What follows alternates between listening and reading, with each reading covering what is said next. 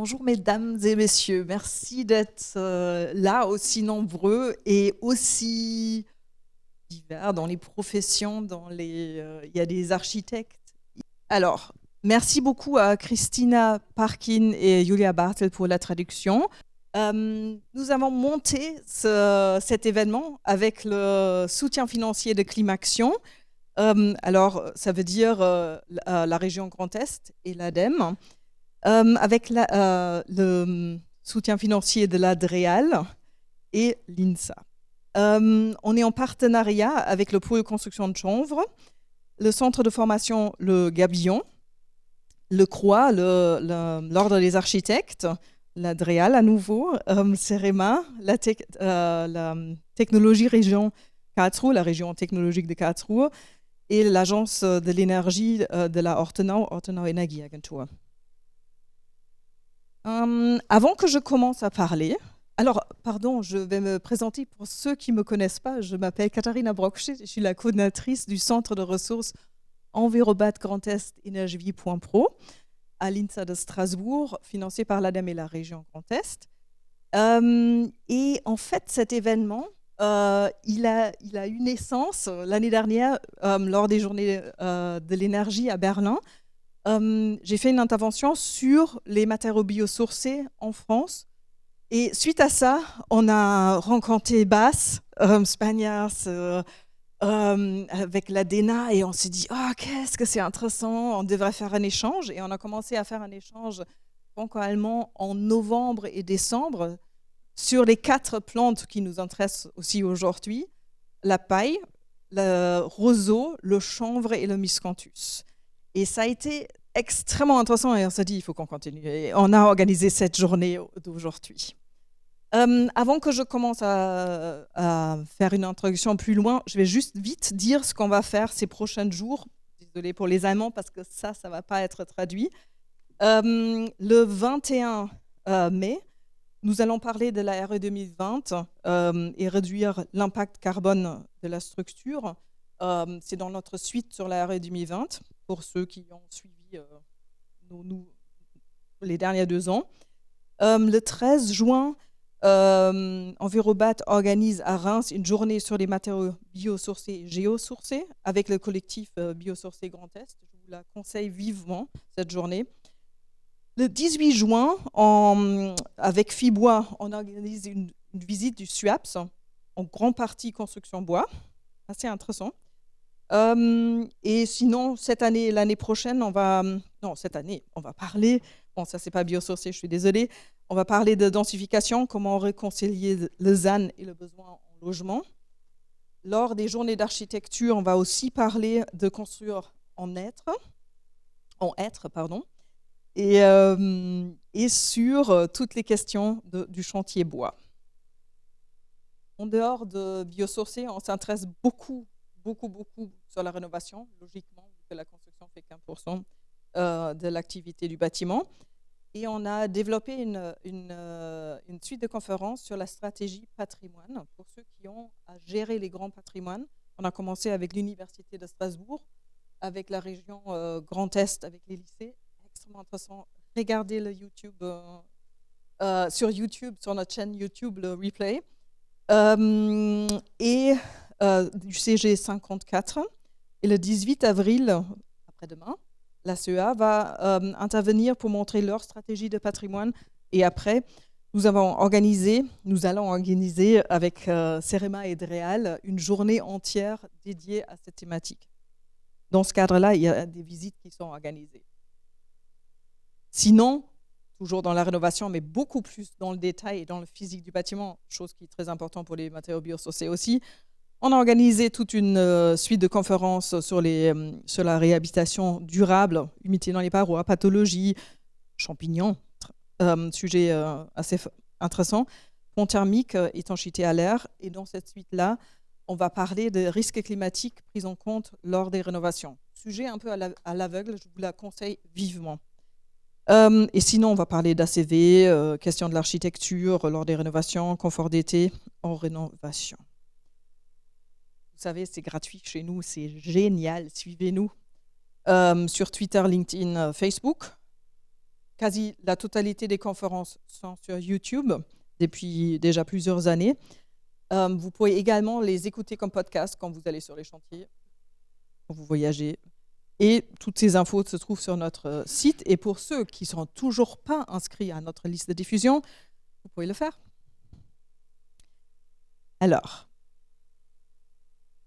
pourquoi ce sujet des biosourcés est intéressant et franchement, on a 150 inscrits pour la journée, ce qui est énorme. Du coup, le sujet est, pour une journée en présentiel, c'est plutôt bien. Ce sujet est primordial. On a eu plusieurs crises après la guerre, la Deuxième Guerre mondiale. On a fait une reconstruction, on l'a fait en béton. Il y a tout le monde qui a dû apprendre comment faire vite en béton, en France en tout cas. Il y avait une crise pétrolière. Tout à coup, il fallait tout isoler. On ne savait pas isoler. Là, on a une crise forte environnementale. Et là, il faut apprendre à construire avec des matériaux biosourcés. Et c'est vraiment, on est là pour ça aujourd'hui. Ça, c'est chouette. Parce qu'il faut changer mode de conception et de construire. C'est pas rien de changer en ça, mais on sait apprendre et on sait faire. Et là, dans la salle, il y a plein de spécialistes, ça tombe bien. Les biosourcés, ils stockent du carbone, c'est génial, pendant 50 à 100 ans. Ils poussent vite, souvent, en tout cas les matériaux là qu'on a choisis. Quand je pense aux roseaux, 7% des émanations des GES en Allemagne proviennent des tourbières drainées. Si on les remet en eau et on plante les roseaux, on est double gagnant et Bas va en parler. Désolé, je vais approcher plus le micro, pardon. C'est des matériaux biosourcés. C'est censé être des filières courtes, en tout cas ça peut se faire en filière courte et quand ça se fait en filière courte c'est très bien. Et bien sûr, on a beaucoup de bienfaits écosystémiques et Ralph Poud va en parler. C'est améliorer la qualité de l'eau, la biodiversité, tout ça. Il va en parler, du coup je ne vais pas en parler. Et bien sûr, c'est des bons produits pour le confort d'été. Et sur ce, je vous propose de vite faire le tour du programme. Il y a Christelle Léry qui nous fait l'honneur de faire des mots d'intro. Après, on va parler dans une première partie de l'après-midi comment accélérer les filières du biosourcé. C'est vraiment les matériaux biosourcés comme une stratégie territoriale. C'est Ralph Poud qui va en parler. Il y a le roseau avec Bas Pagnas. Il y a l'étude chanvre pour la ZASC Coralie Vedge va en parler de l'SDA. Il y a Benoît Legouge qui va parler sur une étude sur les ressources et approvisionnement en paille dans le Grand Est. Et il y a Isabelle Saladé qui va nous faire connaître l'appel à projet reconnaissance des matériaux biosourcés. Et on va commencer avec la pause à 15h, une demi-heure parce qu'il y a une exposition très intéressante à voir. Et après, on va faire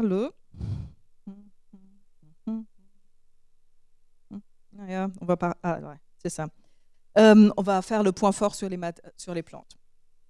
OK. Parole à Christelle Léry, qui est la vice-présidente de la commission environnement à la région Grand Est et adjointe au maire de Munzenheim. Et entre autres, notre référente élue d'Enviobat Énergie.pro. Bonjour à toutes et à tous, est-ce que vous m'entendez bien ? Oui, a priori. Donc, c'est qu'un immense plaisir que je vous accueille au siège de la région Grand Est. Donc, nous avons les 3 anciennes régions, donc Champagne, Ardennes, Lorraine et Alsace. Donc, merci à vous d'être présents cet après-midi. Alors, nous sommes réunis pour parler des matériaux issus de sources naturelles, donc les matériaux biosourcés. Alors, ces matériaux biosourcés ont un double effet positif pour l'environnement. Tout d'abord, ils permettent c'est un matériau renouvelable. Donc, comparé aux matériaux habituels, c'est plutôt une bonne chose. Et également plus sain. En fait, ils permettent de de ne pas avoir d'impact sur la santé. Mais moi, je vais plutôt vous parler de la filière bas niveau d'impact parce que je suis également présidente de l'APRONA que vous connaissez peut-être. Donc, c'est l'association de la protection de la nappe phréatique d'Alsace. Et on a pu faire une étude que vous avez peut-être entendue, l'étude Hermès. Je ne sais pas si ça vous parle. En fait, c'est un projet Interreg. Donc, c'est avec l'Allemagne, la Suisse et la France. C'était en 2016, c'était pour voir en fait ce qu'on trouvait dans la nappe phréatique en pesticides, en PFAS et avec d'autres substances tout aussi néfastes pour la santé. Et là, on s'est aperçu qu'au niveau des zones de captage, en fait, on avait énormément de pesticides et on s'est dit mais comment faire pour éviter d'avoir autant de pesticides dans l'eau qu'on capte en fait. Donc on a réfléchi avec les différents acteurs, que c'était les agriculteurs, parce que c'est quand même eux les premiers concernés, mais également les organismes stockeurs. Donc c'est là que la démarche est aussi intéressante, parce que les organismes stockeurs, c'est ceux qui vendent en fait tout ce qui est pesticides aux agriculteurs.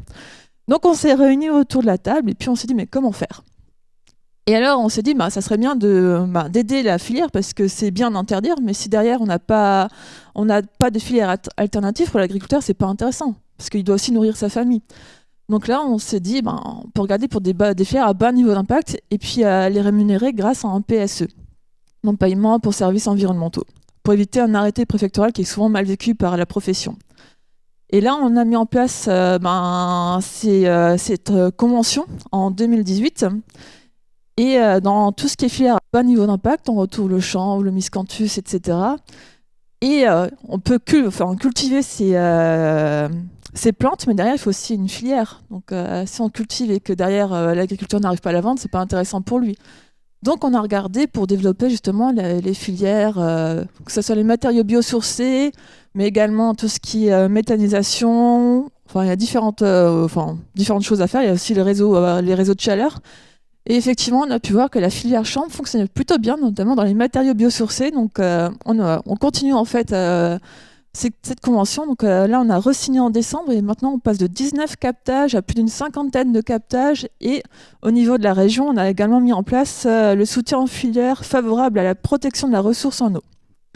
Et grâce à ça, on a pu voir que sur les zones de captage, en fait, on avait moins de pesticides, mais par contre, sur l'ensemble de la nappe, on retrouvait encore beaucoup de pesticides. Donc, effectivement, il faut développer en fait encore toutes ces filières pour arriver à une baisse significative des pesticides. Mais il faut dire que là, ça fait 20 ans que l'atrazine a été interdit, on retrouve encore des résidus. Donc, je pense qu'il faudra encore quelques années pour voir une nette amélioration. Donc j'espère que vous avez bien travaillé cet après-midi, que vous avez trouvé plein de solutions et de différentes solutions pour tout ce qui est construction. Donc merci à vous et puis je vous souhaite une belle réunion de travail.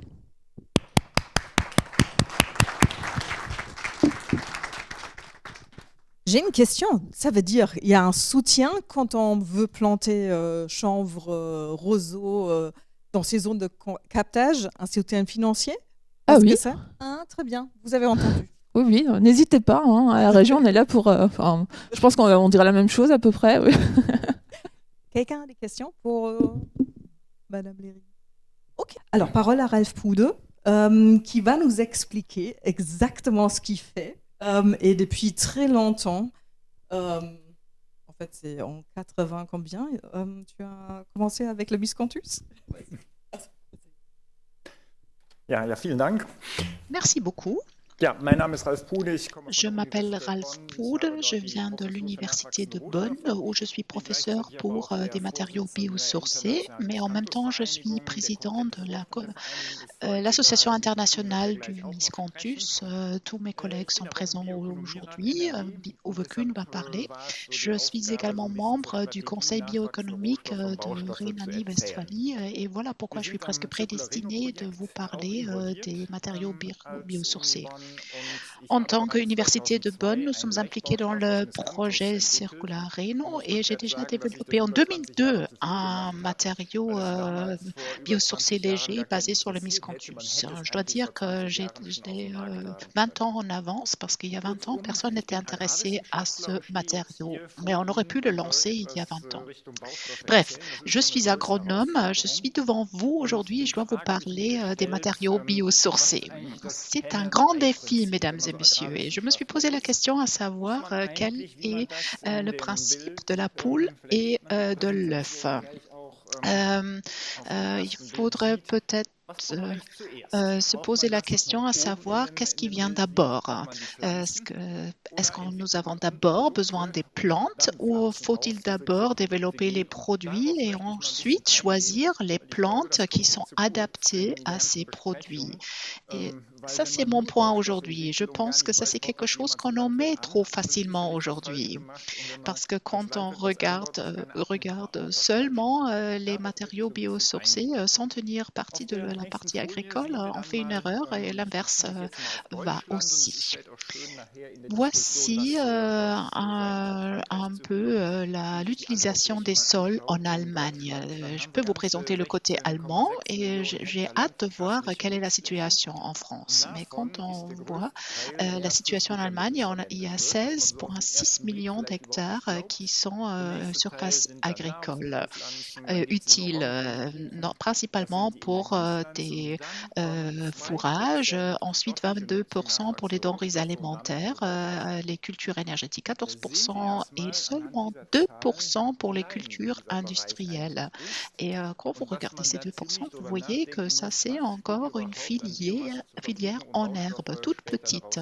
Et il faut peut-être réfléchir aussi quelle est la biomasse disponible pour développer des matériaux de construction. Là, vous voyez 3 stratégies régionales qui ont un impact sur ce domaine. Principalement, ça c'est la stratégie de l'agriculture 2035 du niveau fédéral. Il y a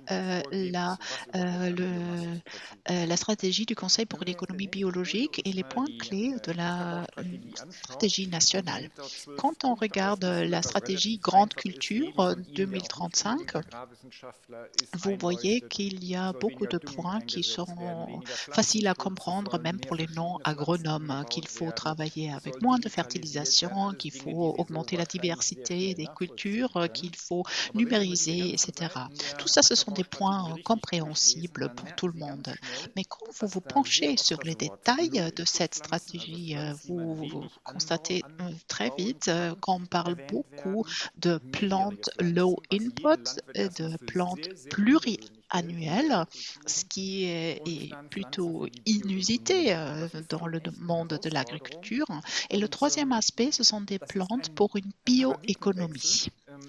À mon avis, c'est un changement de paradigme qui est déjà préparé dans ce papier. Ça, c'est l'objectif formulé par le gouvernement. On essaye de faire penser les agriculteurs dans des cultures pluriannuelles. Quand on regarde l'ébauche concernant la stratégie nationale pour la biomasse, on voit quelle est la quantité dont on aura besoin, quelle est la quantité qui est produite en Allemagne et quel est le taux d'exportation. Et quand on se penche sur ce graphique, on voit plusieurs points. On voit qu'on importe beaucoup, on exporte beaucoup et nous n'avons pas de surface disponible pour la biomasse. Au contraire, il faut changer l'approche pour pouvoir produire de la biomasse.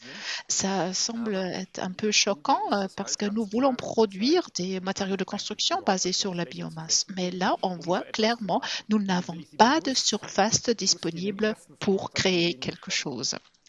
J'ai voulu vous choquer, mesdames et messieurs, je l'avoue. Et quand on regarde les hypothèses qui ont été retenues dans cette stratégie nationale, les hypothèses sont par exemple que le nombre d'habitants n'évoluera pas, on n'a pas besoin de plus de surface pour nourrir toutes ces personnes.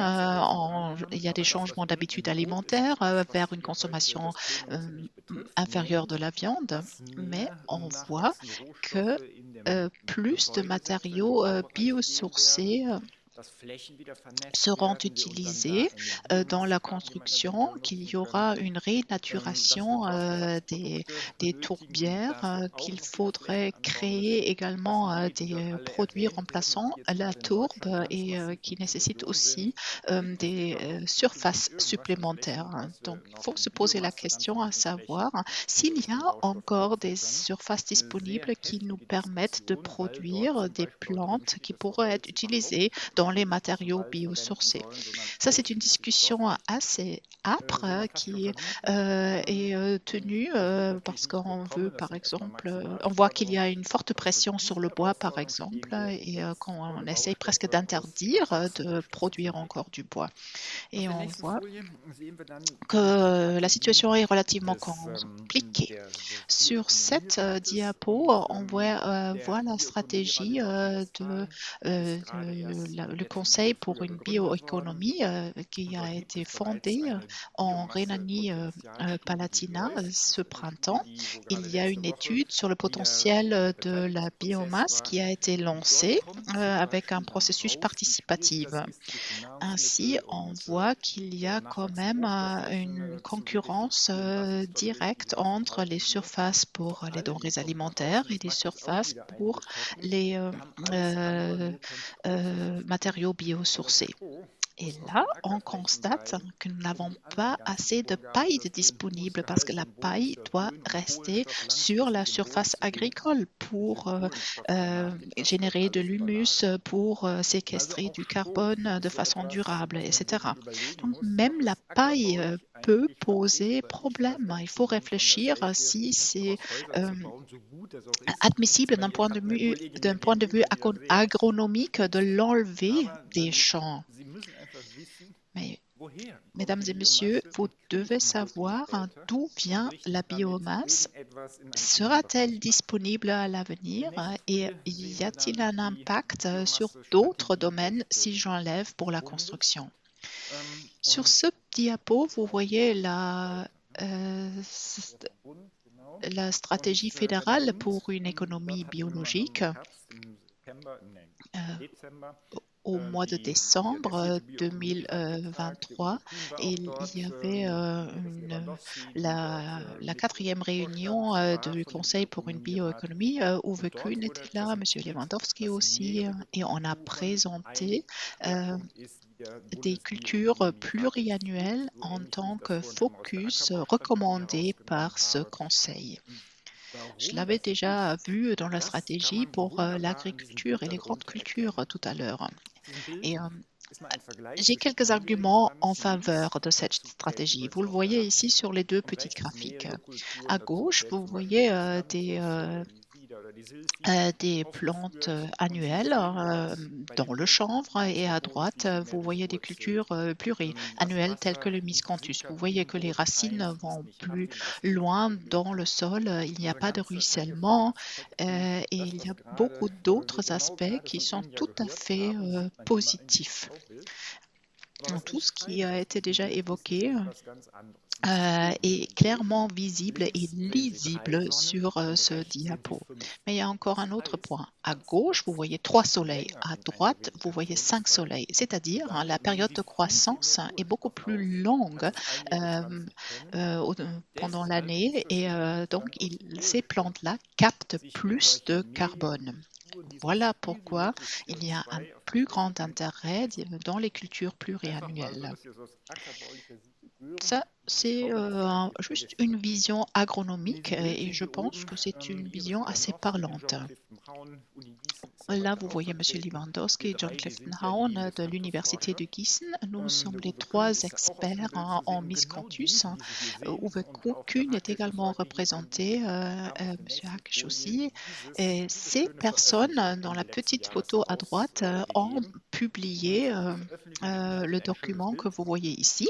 Dans la brochure que nous avons établie, il y a un graphique qui décrit les effets des cultures pluriannuelles telles que le miscanthus. C'est exactement ce que Mme Léry vient d'évoquer, la protection contre les crues, la protection contre le lessivage de nitrates, de l'import des pesticides dans la nappe phréatique, etc. Nous avons aussi des aspects tels que des zones protégées pour des auxiliaires, etc. Encore une petite remarque, on a récolté le miscanthus la semaine dernière. On récolte le miscanthus quand les autres plantes sont semées et les insectes peuvent se retirer dans les zones à miscanthus et après peuvent se déplacer vers d'autres zones. Et ensuite, on peut produire pas mal de produits très intéressants de cette biomasse précieuse. Maintenant, il y a une question. Comment peut-on coordonner ces différents aspects des stratégies? D'un côté, de changer de culture et de l'autre côté, séquestrer du carbone. Un exemple, ce seront les grandes graminées riches en lignocellulose. Vous avez vu qu'il y a dans des zones sableuses et sèches, on peut travailler avec du panic red, qu'on connaît peut-être un peu moins, et à droite, nous avons les roseaux. L'image que vous voyez à droite a été prise en Pologne, où c'est très très humide, et au milieu, vous voyez le miscanthus et les roseaux de Chine. Ça, ce sont des cultures qu'on peut utiliser pour des matériaux de construction, mais qui ont différentes compositions de la tige. La tige du roseau est creux. C'est important, il faut le savoir. La tige du miscanthus est remplie. C'est un peu comme du styropore. Sur la prochaine image, on voit tout ce qu'on peut réaliser avec ces cultures pluriannuelles. On peut créer des protections contre l'érosion, on peut donner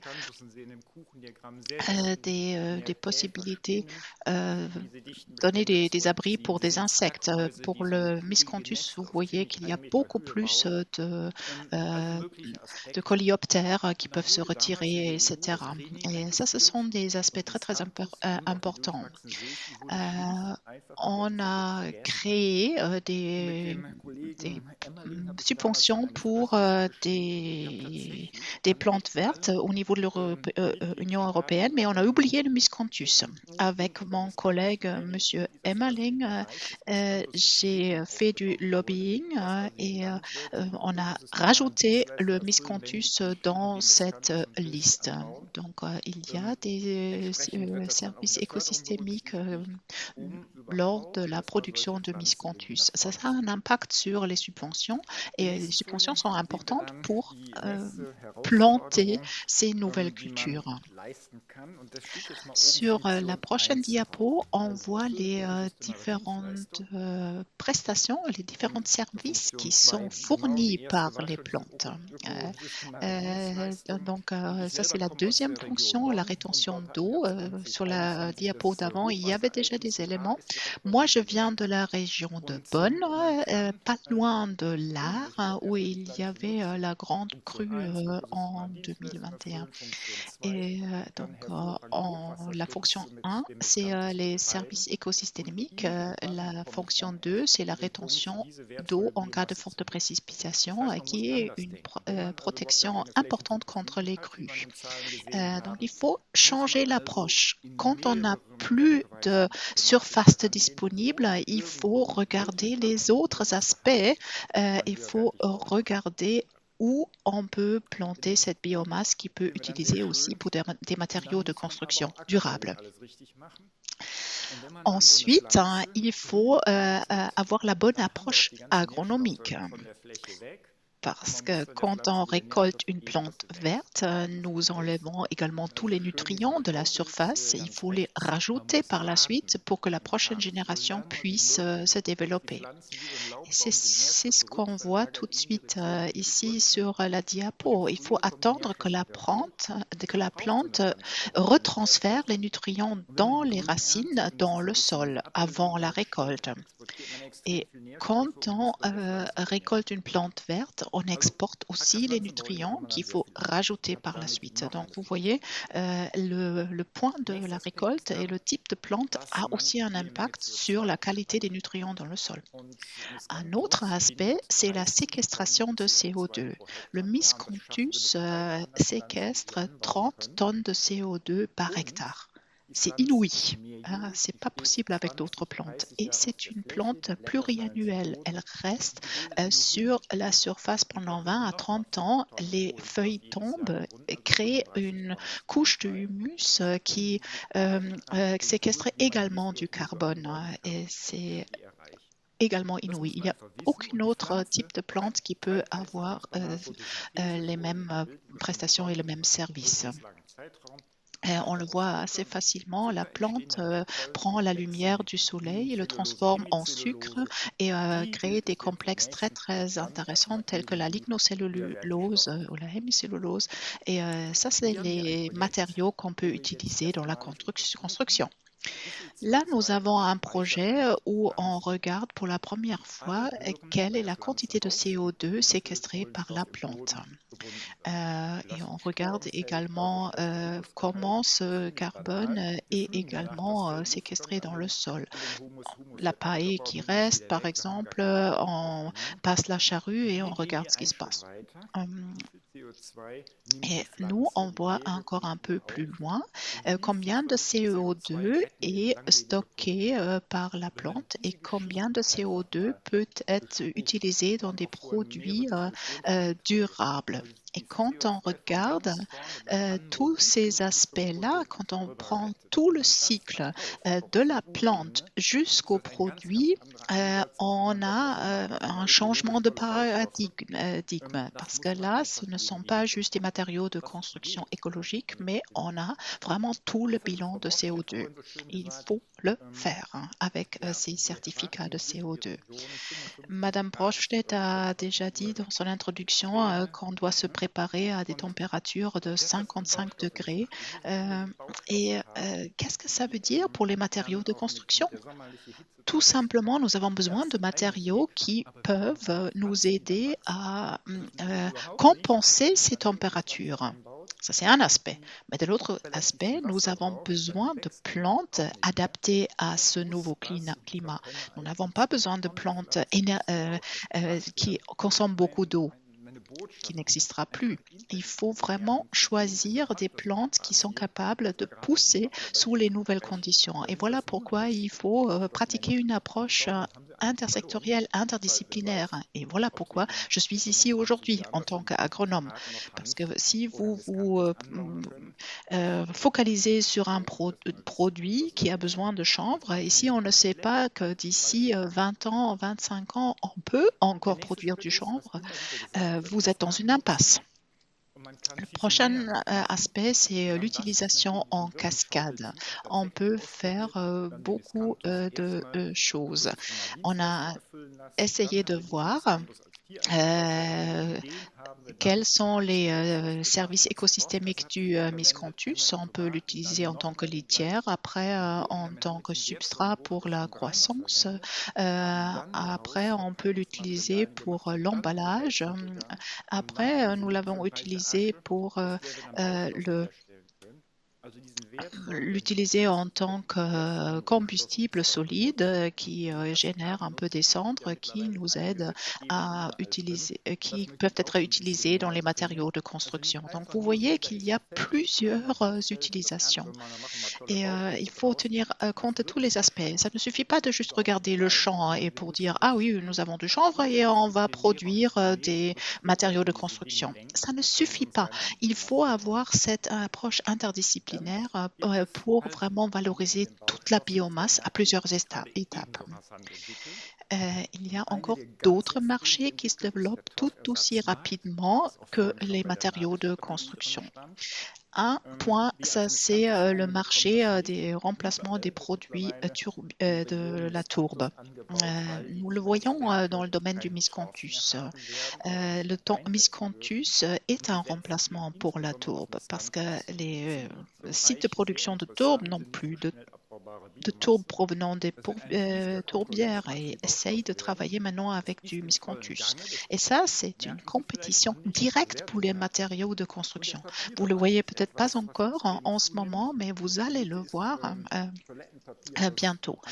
Un autre aspect, c'est le papier et l'emballage.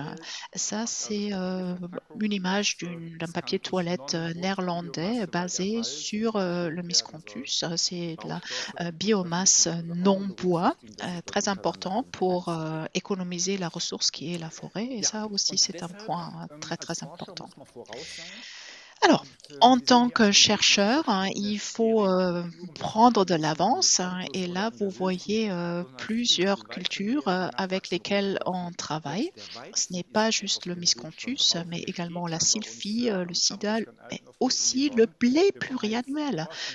À l'Université de Bonn, nous avons déjà plusieurs champs avec du blé pluriannuel. Il y a des réflexions concernant le blé pluriannuel, le riz pluriannuel, et il faut aussi en tenir compte lors de votre planification. Parce qu'il faut se dire, OK, on va créer un produit de construction et peut-être d'ici 10 ans, les ressources pour ce produit ne sont plus disponibles.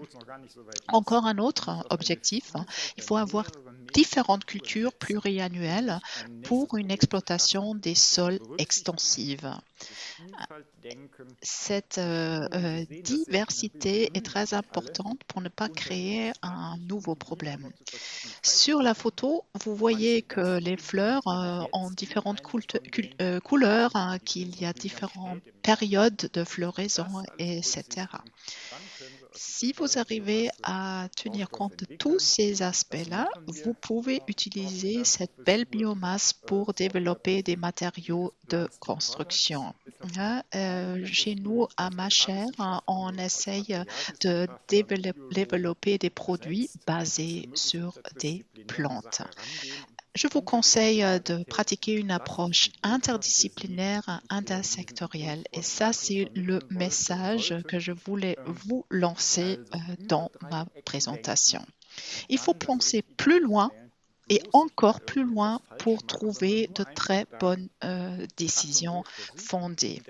Et ne pas juste dire « Ah tiens, ça c'est une ressource qui me va maintenant ». Vous pouvez faire énormément d'erreurs, mais je pense que vous avez tout compris. Merci pour votre attention.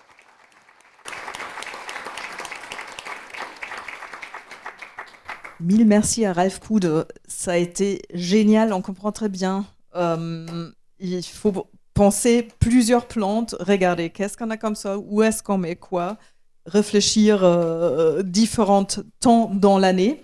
Donc, Ralf Pude, c'était très, très intéressant de voir qu'il faut tenir compte de différentes plantes pour attirer différents insectes pendant les différentes périodes de l'année. Est-ce que vous avez des questions?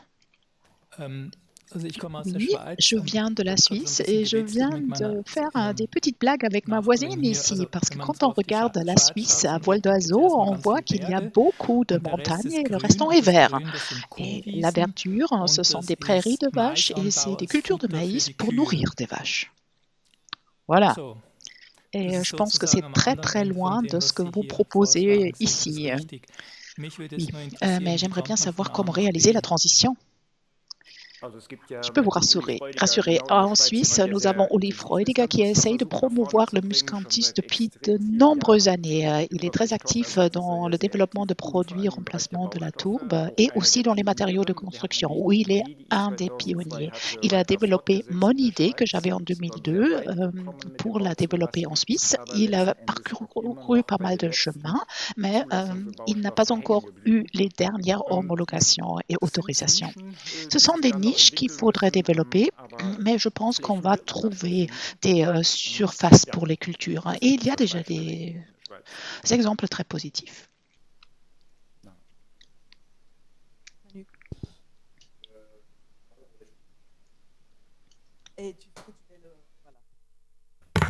Vous parliez de réchauffement climatique et donc des changements de milieu. Et du coup, j'imagine que le miscanthus, lui, serait résistant à des assèchements, et à des augmentations de température. est-ce qu'effectivement on peut se projeter vraiment dans le futur avec le miscanthus? C'est très facile à répondre. Le miscanthus, c'est une plante C4 comme le maïs, c'est-à-dire dans des conditions sèches, il n'ouvre pas ses pores comme les autres plantes, par exemple des betteraves ou les céréales. Et il peut quand même capter du CO2 et croître. C'est-à-dire il ne s'arrête pas, mais il continue à séquestrer du CO2 et un profiteur de ces phases de sécheresse. Donc la sylphie, par exemple, le panigrède, etc. Il y a un autre avantage. Le sol est couvert, le sol ne peut pas assécher. Il y a une couverture de feuilles sèches et c'est la raison pour laquelle cette culture est intéressante pour les insectes. Excusez-moi. Vous avez évoqué la paille. La paille de blé et d'autres céréales. Et lorsqu'on récolte la paille dans les champs, on laisse toujours une toute petite partie sur le sol et ça devrait suffire pour reconduire les nutriments dans le sol. Et tout ce qu'on récolte, on pourrait l'utiliser comme litière pour les vaches, par exemple, ou pour ceux qui veulent utiliser ces matériaux. Et on pourrait peut-être aussi faire des matériaux d'isolant basés sur la paille. Quelle est votre opinion? Alors, je suis agronome et quand vous utilisez la paille en tant que litière, cette paille retourne dans le champ plus tard. Mais quand vous enlevez les matériaux et pour les utiliser ailleurs, il y a un problème. Pourquoi? Parce que le gouvernement allemand aimerait augmenter le taux d'humus dans le sol et il faut se préparer à une réglementation qui force les agriculteurs de laisser la paille sur place. C'est très important de former de l'humus supplémentaire. Il y a déjà quelques règlements qui vont dans ce sens. Il faut se préparer que tôt ou tard, on n'aura plus le droit d'utiliser la paille à d'autres fins. Ça se trame déjà dans les textes qui sont entrés en vigueur dernièrement.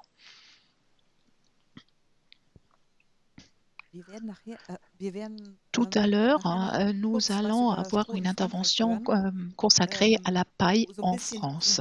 En France, la situation est un peu différente et voilà pourquoi c'est intéressant d'avoir la perspective allemande pour ensuite pouvoir la comparer avec la situation en France. Y a-t-il encore d'autres questions? Parce que nous devrions continuer. Ah oui, encore une. Je voulais avoir plus d'informations sur la situation en Allemagne. Est-ce que c'est possible d'inciter les agriculteurs à cultiver du miscanthus? Y a-t-il des subventions de l'État? Parce qu'à mon avis, c'est relativement difficile de les convaincre quand il n'y a pas encore un marché. Je parle aussi au nom de Uwe, de l'association du miscanthus, et je peux vous dire qu'on ne souhaite pas avoir des subventions. Il y avait une interdiction de cultiver du chanvre en Allemagne, après il y avait une subvention, tout le monde s'est rué là-dessus, et après la subvention a été supprimée et plus personne ne l'a fait parce que ça coûtait trop cher. Nous, on mise plutôt sur un système de conviction entre agriculteurs, qu'ils se passent la parole pour se dire ça vaut la peine et on aimerait bien avoir un développement organique, lent, parce qu'on souhaite qu'un agriculteur convainque son voisin de se lancer dans le miscanthus. Dernièrement, il y avait un petit rapport sur les statistiques du miscanthus consacré à l'année 2023, où on a constaté qu'il y a 400 hectares de plus de culture de miscanthus, tandis que les autres plantes pour des matériaux biosourcés stagnent. Ça, c'est intéressant et c'est exactement notre approche de voir un établissement lent. Merci beaucoup. Merci beaucoup, Ralf.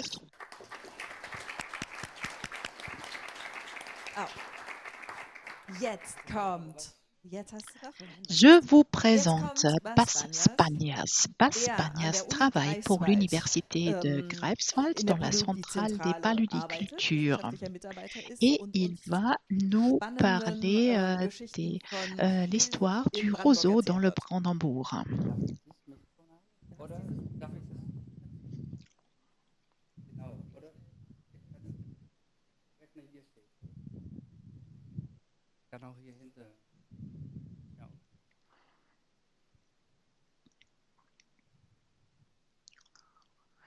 Très bien.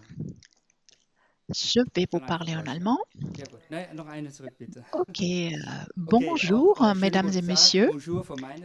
Un grand merci à Katharina pour cette invitation et félicitations pour tout ce que tu as déjà fait aujourd'hui. Tu as su réunir un groupe très très intéressant. Je m'appelle Bas Spanias, je travaille pour l'université de Greifswald. Je suis partenaire dans le centre paludiculture Greifswald. Et aujourd'hui, je vais vous parler des paludicultures, des matières premières issues de tourbières réhumidifiées. Il y a 3 ou 4 ans, j'aurais dû expliquer pourquoi la protection des marais protège aussi le climat. Entre-temps, en Allemagne, tout le monde connaît cette thématique. De semaine en semaine, il y a des articles consacrés aux marais et aux marécages. Je me permets quand même de vous donner quelques éléments de contexte. On trouve des tourbières dans 175 pays. Elles couvrent 4 millions de kilomètres carrés, 3% de la surface terrestre qui séquestre, stocke 2 fois plus de CO2 que tous les forêts à travers la planète. Des tourbières saines, intactes, ont des aspects différents, mais il y a un dénominateur commun qui est la tourbe. Comment la tourbe se forme? Elle se forme grâce à un excès d'eau et des matériaux organiques. Ainsi, les sols se forment. Les marais intacts ont un grand potentiel pour la biodiversité et les services écosystémiques. Ils créent un habitat pour les espèces de tourbières hautement spécialisées. Ils contribuent à la rétention des nutriments, au stockage des eaux souterraines, au refroidissement par évaporation. Ce sont des climatiseurs naturels dans le paysage et ils aident aussi pour la protection contre les crues, mais seulement quand ce sont des marais intacts. Mais 80% des tourbières en Allemagne sont utilisées à des fins agricoles et forestières. Vous voyez une carte de l'Allemagne avec les 4 länder où on trouve des marais et des marécages et l'exploitation des sols. Et on voit que beaucoup de ces tourbières sont utilisées en tant que prairies pour production de fourrage. L'agriculture égale à la drainage et dégradation des tourbières. On le voit ici symbolisé par ce pot de cornichon. Le cornichon peut rester là-dedans, dans ce milieu acide pendant des années et des années. Mais dès qu'on draine les cornichons, ils commencent à sécher et pourrir. Et ça, c'est exactement la même chose avec les marécages. 1 hectare de tourbière drainée équivaut à 4,5 tours de monde en voiture, ou 1 litre de lait produit dans les marécages drainés équivaut à la consommation de 2 litres d'essence. Alors, si on fait les calculs de tout ce qui se passe en Allemagne, on voit que les tourbières drainées sont responsables pour 7% des émissions de GES en Allemagne. Je t'avais déjà dit qu'il faut faire vite. Il faut cliquer souvent. Alors, quand on regarde la situation dans le Brandembourg où j'ai travaillé au cours des 5 dernières années, on voit qu'il y a 260 000 hectares de tourbières. 95% sont drainés à des fins agricoles. Et on voit qu'il y a 6,3 millions de tonnes de CO2 qui viennent de ces opérations de drainage. 5,3 sont produits par la mobilité et seulement l'industrie fait encore plus. 38,4 millions de tonnes de CO2 sont produits par la production énergétique et on risque d'être dans une situation relativement dangereuse. Il faut stopper le drainage. Il y a une stepification. Et de moins en moins de pluviométrie, il y a des incendies de forêt, etc. Et moi, je suis hydrologue. Et quand je vois qu'il y a un drainage dans différents champs qui sont déjà menacés de sécheresse, nous avons donc besoin de cette eau en hiver. Voici un aperçu du Oberrheinrohr. C'est la deuxième plus grande tourbière dans le Brandenberg. Et vous voyez le développement entre 1970 et un pronostic pour 2070. Vous voyez que pratiquement tout aura disparu et ce sera évaporé dans l'air. Ici, un petit aperçu du sol qui a été fait sur un champ en coopération avec un agriculteur qui était choqué de le voir. Et on voit qu'il y a juste une toute petite couche de 30 cm de sol fertile. Et si on continue à drainer, on détruit son propre héritage. C'est-à-dire, il n'y a qu'une solution, la tourbière doit être mouillée. Ça, c'est notre devise. Notre devise et les tourbières doivent être et rester mouillées. Et ceci fait partie de notre stratégie. 1 hectare de tourbière drainée produit 37 tonnes de CO2. Si on transforme la tourbière en prairie à des fins fourragères, il y a 29 tonnes. Et si on cultive des paludicultures, on économise des émissions de CO2.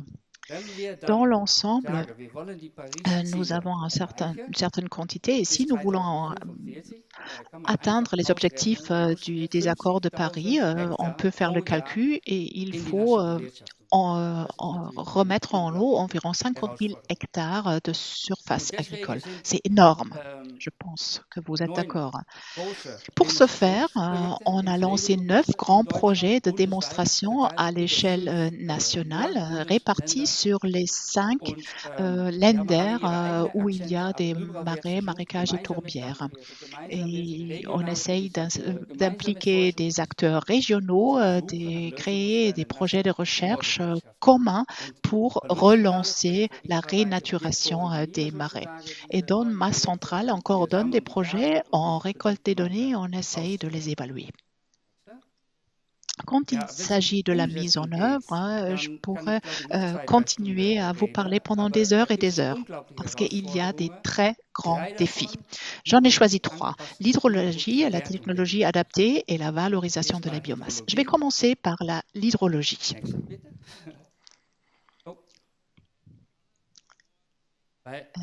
Toutes les tourbières sont différentes. Il faut tout d'abord faire une analyse hydrologique pour comprendre la situation sur place. Donc, nous sommes en train de mesurer les niveaux de l'eau, nous créons des modèles et ensuite on peut prendre des mesures hydrologiques. Et il faut aussi essayer de voir combien d'eau faut-il retenir en hiver pour atteindre un certain niveau en été. Prochain point, quand on a une surface non drainée, on ne peut plus utiliser les machines agricoles traditionnelles. Il faut changer de machine. Il faut développer peut-être de nouvelles machines. On peut par exemple travailler avec des machines pour planifier les pistes de ski, dont on n'aura plus besoin avec le changement climatique par exemple. Mais il y a également la possibilité de travailler avec des machines téléguidées, etc. Là, il y a un petit site web, www.openscout24.de. Ça, c'est un site web que nous sommes en train de lancer pour essayer de regrouper toute l'offre de technologies adaptées aux tourbières non drainées. Parce que ça, ce sont des modèles individuels. Il n'y a pas de machines qui se ressemblent. Ensuite, on aimerait créer des nouvelles chaînes de valeur parce qu'un très grand défi est de savoir quoi faire avec cette biomasse. Parce que quand on augmente le niveau d'eau, l'herbe des prairies est remplacée par des herbes qui aiment les prairies arides et plutôt sèches et plus acides. Ce sont des plantes que les animaux n'aiment pas manger et consommer. Donc, il faut trouver des alternatives. Ainsi, on arrive aux paludicultures pour les prairies humides. Ça, c'est donc la culture dans des marais renaturés ou l'agriculture humide. Et ensuite, il faut faire la différence entre les prairies humides et des paludicultures avec production végétale. Pour les prairies humides, on augmente le niveau d'eau et ensuite on a une qualité de biomasse hétérogène. Et ceci est très très difficile pour la valorisation. De l'autre côté, nous avons donc la paludiculture avec production végétale où on peut obtenir une biomasse de qualité égale. Il y a par exemple la Phragmite australis, le Typha et aussi le Sphagnum. Ça, ce sont les espèces avec lesquelles on peut travailler en paludiculture. J'ai déjà évoqué la baldingère faux roseau et on peut également travailler avec des buffles d'eau. Alors, comment peut-on valoriser ces matériaux? Il y a plusieurs possibilités. On peut valoriser la matière et on peut miser sur une valorisation énergétique. Il y a des gens qui sont critiques par rapport à cette valorisation énergétique, mais à mon avis, c'est une très bonne option pour la biodiversité quand la surface est cultivée de façon hétérogène, quand le produit est hétérogène, ça pourrait être une solution. Et ça pourrait aussi être une solution de transition avant d'établir une chaîne de valorisation de matériaux. Quelles sont les caractéristiques des plantes des zones humides? Ils sont très adaptés à la valorisation des matières parce qu'il y a une forte productivité et il y a différentes stratégies d'adaptation qui les rend très aptes à ce forme de valorisation. Il y a une capacité d'absorption d'eau qui est impressionnante. Il y a une structure forte. Le Typha, par exemple, peut résister à de forts vents. Les matériaux sont imputrescibles parce qu'il y a des silicates et ils sont difficilement inflammables. Et vous voyez ici la coupe transversale qui montre qu'il y a des chambres d'air à l'intérieur de la tige, qui les rend très utiles pour l'isolation. Il y a également différents types de matériaux biosourcés qui peuvent remplacer d'autres matières premières fossiles. Ils réduisent les émissions de la surface et fixent le carbone dans les produits ayant une longue durée de vie. Et en plus, il y a une production régionale avec des courts chemins de transport. Mais tout ça n'est pas facile à réaliser. Voilà pourquoi nous avons lancé le projet RERET dans le Brandembourg. Il y a 2 ans, nous avons organisé un atelier pour analyser la chaîne de valorisation des paludicultures, surtout des roseaux, dont il n'en reste que très peu. Basé sur cet atelier, nous avons développé une stratégie en 15 points qu'il faudrait réaliser pour réétablir ces cultures. C'était une culture qui a été utilisée pendant des millénaires et maintenant c'est très très difficile à réactiver. Quand on cultive tous les roseaux pour des paludicultures, on devrait seulement rénaturer 1% de la surface. Il y a également d'autres possibilités, par exemple iStraw. Marcel Burgstaller est présent et qui produit des panneaux de construction sèche en biomasse, aussi issue de paluculture. Il y a une production décentralisée. Ce matin, nous en avons parlé, qui sont un grand avantage.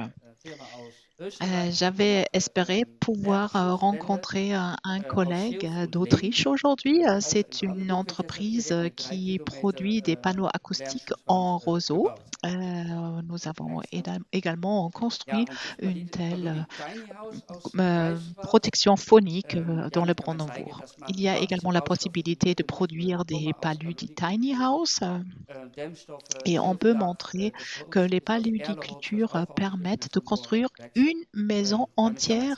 Donc même le bois utilisé ici est un bois d'aulne qui pousse très bien aux environs des paludicultures. Il y a également le projet de Green Container. Ce sont des plaques de TIFA qui sont extrêmement stables. Et nous avons également des absorpteurs basés sur du réseau qu'on peut accrocher au plafond comme isolation phonique. Ça, c'est un exemple de Hisrit.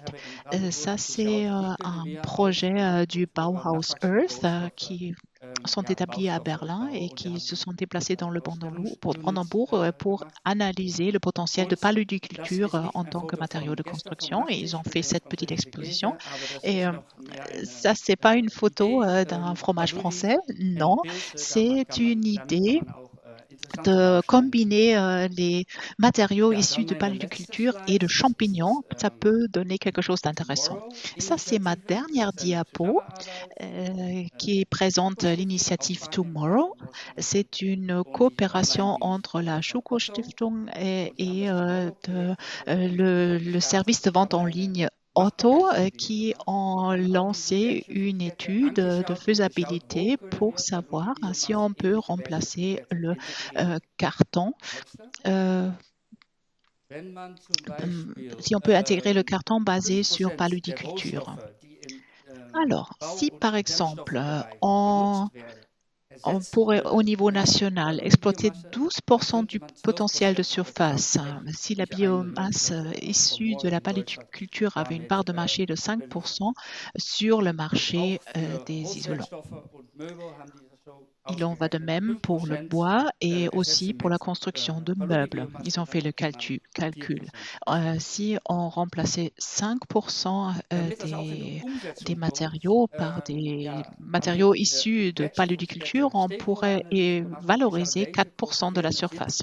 Ensuite, nous avons fait une étude de faisabilité et analysé les différents parties prenantes et nous avons créé une alliance des pionniers. Ce sont différentes entreprises qui influencent cette chaîne de valorisation à leur façon. Le 30 avril, nous allons faire un premier grand événement avec la participation du ministre de l'Agriculture, Cem Özdemir, et aussi la ministre de l'Environnement. Encore une petite copie d'une évaluation de la situation et aussi pour les zones vertes. Nous avons des objectifs très ambitieux en France et en Allemagne et c'est très important qu'on apprenne les uns des autres et qu'on réalise peut-être aussi des projets ensemble. Et voilà pourquoi ma devise, tout seul on va plus vite, mais ensemble on va plus loin. Merci beaucoup.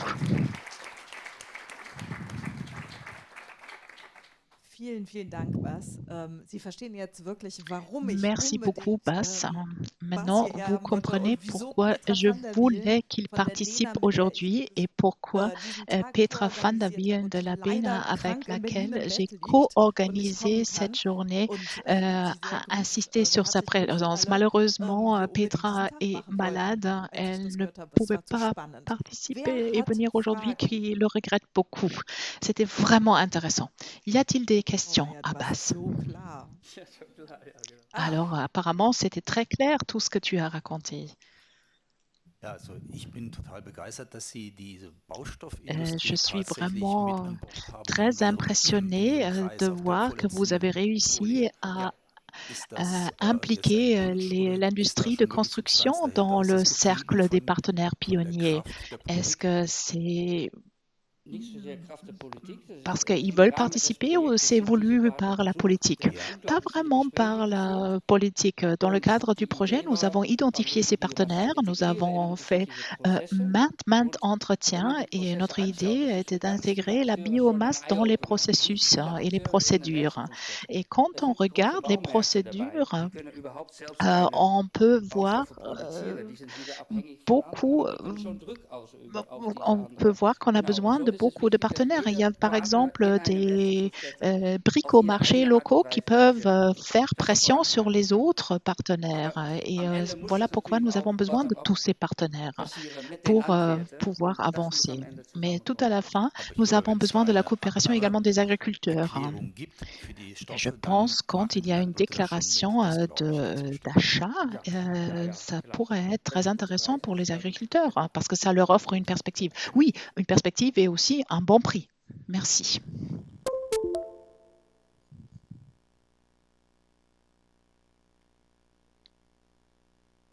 Hat jemand anders eine Frage? Est-ce que quelqu'un d'autre voudrait encore poser une question? Excusez-moi, mais encore moi. Je m'intéresse beaucoup pour la phase finale de ce processus des matériaux de construction. Est-ce que vous pouvez peut-être expliquer à quoi ressemble une telle plaque?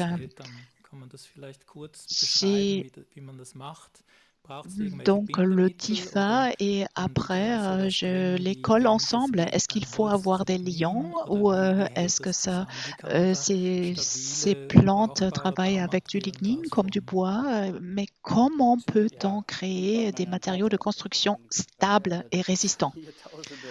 Ça c'est vraiment une très bonne question et il y a beaucoup d'exemples que vous avons apportés. Prenons le TIFA. On prend le TIFA et on le compacte grâce au magnésites. Il y a déjà une certification. Les caractéristiques isolantes sont super. La stabilité est impressionnante, mais nous n'avons pas assez de matériaux tout simplement. Mais c'est un produit qui est très performant. Ce sont des TIFA boards. Il y a par exemple aussi la baldingère faux roseau que personne ne connaît. Nous avons envoyé des échantillons aux entreprises et la plupart des entreprises sont très impressionnées par la qualité. Ceci vaut pour tous les produits. Il faut pouvoir les imposer sur le marché. Mais il faut avoir un liant? Pas forcément. Oui, les plaques de Marcel n'ont pas besoin de liant. On travaille avec de la chaleur et de la pression. Ok. C'est Marcel qui prend la parole.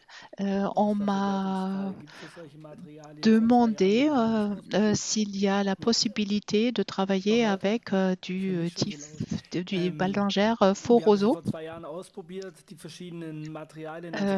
Il y a 2 ans, on a testé le panigrade et la baldingère faux roseau et on a constaté qu'on peut les compacter par une procédure qu'on utilise déjà pour la paille. Et ensuite, on a une plaque qu'on peut utiliser aussi dans la construction sèche, par exemple. À mon avis, ça c'est une solution de construction assez convaincante. Ceci a incité la fondation de Michael Otto. Ensuite, il y a OB qui s'est rejoint, c'est Tom qui s'est rejoint au groupe. Donc, c'est une évolution directe. Et il y a aussi des grands groupes qui ont les possibilités de vente pour libérer ces matériaux de construction de leur existence de niche dans laquelle on se trouve encore actuellement. Dans l'ensemble, on peut dire que le potentiel est très très élevé pour remplacer les matériaux traditionnels. Donc nous avons vraiment des alternatives convaincantes des produits traditionnels. Tous les matériaux qui ont été évoqués tout à l'heure peuvent être visionnés dans la petite exposition que nous avons montée. Évidemment, toutes les thématiques que nous abordons aujourd'hui, tous les matériaux que nous vous présentons sont encore dans une phase de développement très très précoce, sauf peut-être pour le chanvre et pour la paille en France. Tous les autres matériaux de construction sont encore en étape de développement. Il y a encore beaucoup à faire, dit Bas Banniers. Il y a la possibilité de produire du papier basé sur des paludicultures. Ça, c'est une procédure qui est déjà un peu avancée, mais pour tout le reste, nous sommes encore dans la phase innovateur et il faut développer les possibilités de vente. Et n'oubliez pas, 7% des GES en Allemagne proviennent de ces tourbières drainées. Je ne connais pas le chiffre en France. J'ai cherché partout, mais je ne l'ai pas trouvé. Mais ça, c'est peut-être aussi intéressant. Sie haben eine Frage. Sie haben immer wieder die Trockenlegung und die Entwässerung angesprochen. Wie kann man Ihrer Meinung nach diesen Prozess unterbrechen?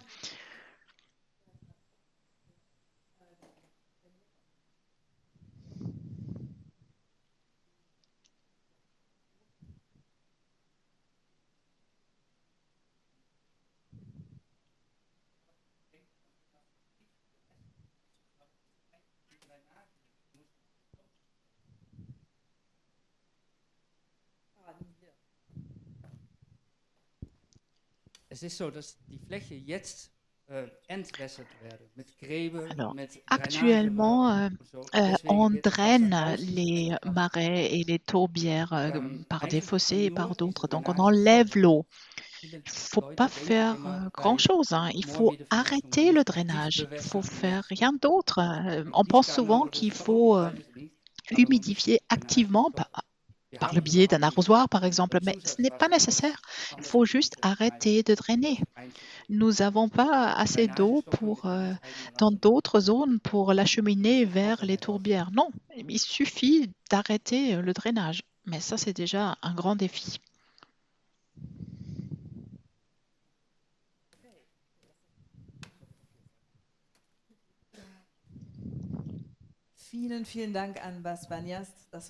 Merci beaucoup, Bas Banniers. C'était très, très intéressant. Maintenant, je passe la parole à Coralie Welsch. Coralie Welsch travaille pour la SDEA.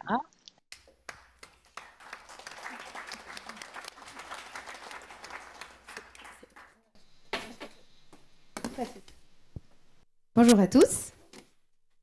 Et peut-être en attendant que la présentation arrive, déjà remercier grandement Katharina Brockstedt de l'invitation cet après-midi et puis à vous tous d'être présents. On va y arriver. C'est pas grave. Il n'y a pas de souci. Donc effectivement, moi je m'appelle Coralie et cet après-midi je suis la porte-parole également pour les collègues de l'Eurométropole de Strasbourg qui sont ici présents d'ailleurs, donc je les salue, Marie, Sébastien et Thalie. Voilà. Et Katharina nous a demandé cet après-midi de pouvoir vous parler d'une étude que nous co-portons entre nos deux structures. Donc nous sommes deux collectivités territoriales. Tu peux que parler. Oui, peut-être. Ça fait ça. C'est bon. Oui. Nous sommes deux collectivités territoriales qui gérons des captages d'eau potable. Et à ce titre-là, ensemble, nous menons différentes actions pour protéger les ressources en eau. Voilà. Et donc ce sont des captages qui ont des problématiques notamment de qualité d'eau sur les pesticides ou les nitrates. Il y a d'autres sources de pollution également qui viennent pas forcément que du monde agricole, mais c'est vrai que ces deux pollutions-là sont les plus présentes. L'eau reste potable, heureusement, mais on a des seuils de vigilance qui parfois sont atteints. Et donc avant d'attendre qu'il soit trop tard, notre rôle est de pouvoir faire de la prévention et mener des actions fortes avec les acteurs du territoire. Voilà. C'est la diapo d'avant.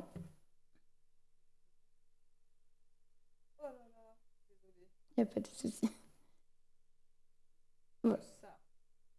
Oui, voilà, c'est très bien. Ouais. Alors, pour cela, au SDEA Alsace-Moselle, syndicat d'eau, et à l'Eurométropole de Strasbourg, il y a des postes qui ont été créés spécifiquement pour protéger les ressources en eau. On les appelle les missions eau, dont on fait partie. Et ça fait pas... ça fait plusieurs années que ces postes sont créés. Et donc l'idée, c'est de vous présenter rapidement quels sont leurs enjeux et leurs missions. Donc le premier poste de mission eau, il a été créé au SDEA en 2002. Voilà, donc ça remonte un petit peu. Et puis au fur et à mesure du temps, d'autres postes se sont créés. Et aujourd'hui, à l'Eurométropole de Strasbourg et au SDEA, il y a, je pense que nous sommes 7 missions eau en tout. Voilà, à œuvrer. Et donc, il faut savoir également que la stratégie de préservation des ressources en eau, elle a évolué aussi avec le temps. Au départ, avant 2015, l'objectif était surtout d'accompagner les acteurs du territoire à réduire les intrants. Voilà. D'accord. Ok, très bien. Puisqu'en fait, nous sommes, alors je ne l'ai pas dit, mais je vais le rappeler, c'est important ici, nous sommes au-dessus de la nappe phréatique d'Alsace, qui est une ressource précieuse. Madame Léry l'a rappelé en introduction. Et donc, tous les intrants qui sont apportés sur le sol peuvent risquer de se retrouver dans la nappe phréatique. Or, c'est de là qu'on puise l'eau potable. Voilà. D'où les actions qui avaient été commencées à partir de 2002. Et puis, en 2015, il y a eu un changement de stratégie pour être encore plus ambitieux et d'aller au-delà de l'amélioration des pratiques agricoles, mais d'aller vers l'accompagnement de changements de système agricole pour les agriculteurs. Et puis, on continue également les actions avec les citoyens et les élus. Voilà. Et donc, il y a 4 axes qui sont résumés sur la diapositive. 4 axes d'action. Le premier, c'est d'améliorer les connaissances sur les transferts d'eau vers la nappe. Le deuxième, c'est de communiquer et concerter tous les acteurs du territoire. On fait pour ça des plans d'action qu'on va suivre chaque année, et puis de l'animation de territoire. Le troisième, c'est le changement de pratique et les filières. C'est ce qui nous intéresse cet après-midi. Et le dernier, c'est de développer des outils fonciers et financiers, dont les paiements de services environnementaux, pour remercier la profession agricole des efforts qu'elle fait pour protéger l'eau. Voilà. Alors les filières, c'est un axe important de notre travail. Finalement, on peut se demander en quoi les collectivités ont un rôle là-dedans. Quel est le rôle des missions eau ? Ces rôles-là sont résumés sur la diapositive. Le premier rôle qu'on a, c'est d'essayer de comprendre, avec tous les partenaires du territoire impliqués, qui fait quoi, comment fonctionne la filière, où est-ce qu'elle est produite, transformée, valorisée. Ensuite, l'idée, c'est de savoir, parmi les filières qui existent, les filières agricoles, lesquelles sont celles qui utilisent le moins d'intrants, pesticides ou nitrates. Donc pour cela, on a des études qui sont mises en place, et on va profiter de cette occasion pour remercier les financeurs aussi de ces études. Donc c'est l'agence de l'eau Rhin-Meuse qui finance une grande partie de nos travaux, et la région Grand Est qui est un appui fort aussi pour ces filières. Suite à ça, une fois qu'on a une liste de cultures qui sont intéressantes pour préserver l'eau, l'idée, c'est de sensibiliser tous les acteurs et les agriculteurs à ces cultures-là, et puis réunir tout le monde autour de la table, tous ensemble, pour réfléchir à une manière de rendre cette filière économiquement viable.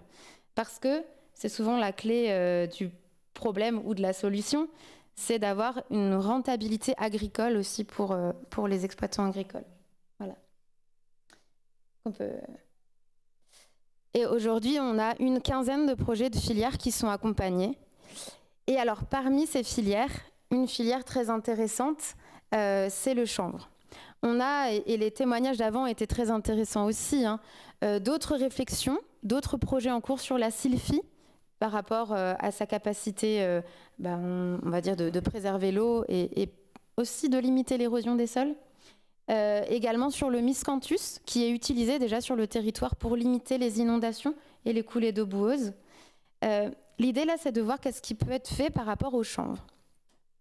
Alors, en Alsace, il y a longtemps, le chanvre était déjà cultivé. Il y avait des filières pour la fibre, notamment. Puis, l'économie du chanvre a été plus fragile, et puis, pendant plusieurs années, il n'y avait plus de production de chanvre. Il se trouve que certains acteurs du territoire ont eu l'envie de relancer la filière. Et donc, il y a eu un premier projet à partir de 2019. Un groupe d'agriculteurs en Alsace centrale a voulu se relancer dans la filière chanvre avec certains acteurs, notamment Arts Friedland, Chanvrel. Et ce projet a été aussi suivi par Bio Grand Est notamment. L'idée, c'était de valoriser la graine du chanvre pour l'alimentation. C'est un projet qui a intéressé beaucoup d'agriculteurs. On a quelques photos, un groupe qui s'est formé, du chanvre qui a été produit. Et agronomiquement, c'était très intéressant. Ça consomme peu d'eau, peu d'intrants, peu de fertilisants. En fait, quand on dit peu d'intrants, c'est aucun herbicide, aucun pesticide, aucun fongicide. Et ça, c'est vraiment important pour nous pour préserver l'eau. Et puis, à partir du moment où le chanvre a été récolté, se posait la question de que faire avec la paille. Un des interlocuteurs l'a rappelé, c'est important de valoriser un maximum de choses dans la biomasse quand on souhaite en faire une production. Les agriculteurs ont essayé d'enfuir la paille au sol. Il faut savoir que le chanvre, quand il est récolté, il reste une partie de la paille. Donc celle-ci, ils voulaient l'enfuir. Techniquement, ça demande du matériel spécifique et c'est pas toujours simple, mais agronomiquement, c'est intéressant.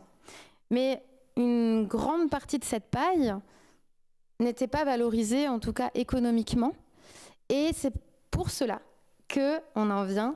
Il y a eu une réflexion menée avec l'Eurométropole de Strasbourg, le SDEA, l'Agence de l'eau, également la Chambre d'agriculture, autour d'une étude sur une faisabilité de faire une filière paille de chanvre pour l'éco-construction, qui viendrait en complément de la filière graines pour l'alimentation. Et donc, à ce titre-là, on a passé une étude, passé un marché, qui est aujourd'hui en cours. Donc, on peut passer la slide d'après. Merci, Katharina. Alors, un petit schéma, mais qu'on va commenter parce que c'est peut-être petit. L'étude a commencé en 2022. Elle est en cours et elle est réalisée par 3 acteurs importants. FRD Codem, donc un acteur vraiment qui a énormément de connaissances sur les matériaux biosourcés. CréaSpace, qui est une structure qui a de l'expérience aussi pour le lien avec les collectivités. Et la Chambre d'agriculture d'Alsace, qui suit ce projet pour la partie agronomique.